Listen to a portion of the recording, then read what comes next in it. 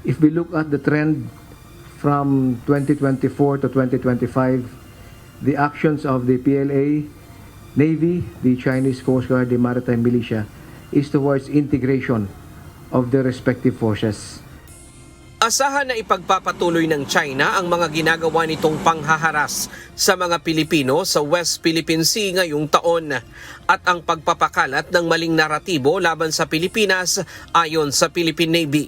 Ilan sa mga matitinding panghaharas ng China noong nakaraang taon ay ang paghabol sa patrol vessel ng Philippine Coast Guard noong Agosto sa bahagi ng Scarborough Shoal na nagbunsod ng salpukan ng isang destroyer ng People's Liberation Army Navy at isang Chinese Coast Guard vessel.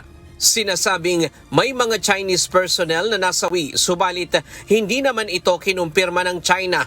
Noong Oktubre, nahulihan din ng mga bote ng hinihinalang cyanide ang isang Chinese fishing boat malapit sa BRP Sierra Madre. At hindi na lamang din ang mga barko ng pamahalaan ang tinatarget ng water cannon ng China, kundi maging ang mga bangkang pangisda ng mga Pilipinong naghahanap buhay lamang sa West Philippine Sea.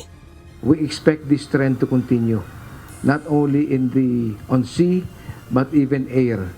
There have been reports of joint patrols to include Air Force bombers, PLA Air Force.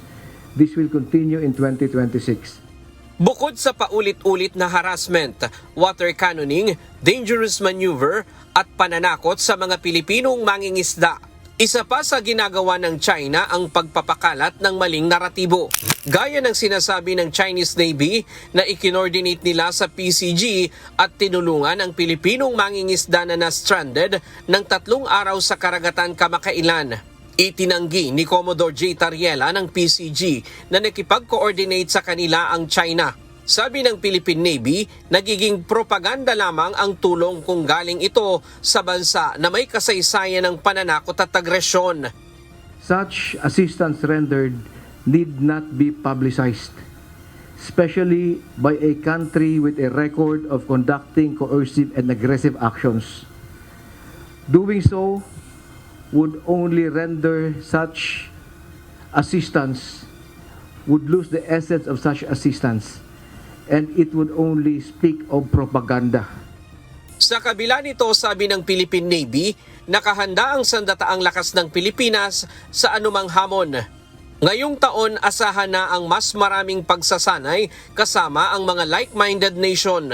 Noong nakaraang taon, may 8 Multilateral Maritime Cooperative Activity o MMCA at 12 bilateral o Maritime Cooperative Activity kasama ang US, Japan, Australia, Canada, France, India at New Zealand.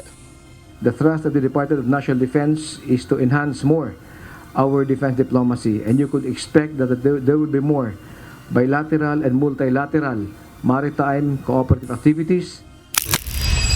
Sa ngayon, mayroon ng 5 status of visiting forces agreement ang Pilipinas sa mga kaalyado gaya ng Estados Unidos, Australia, New Zealand, Japan at Canada.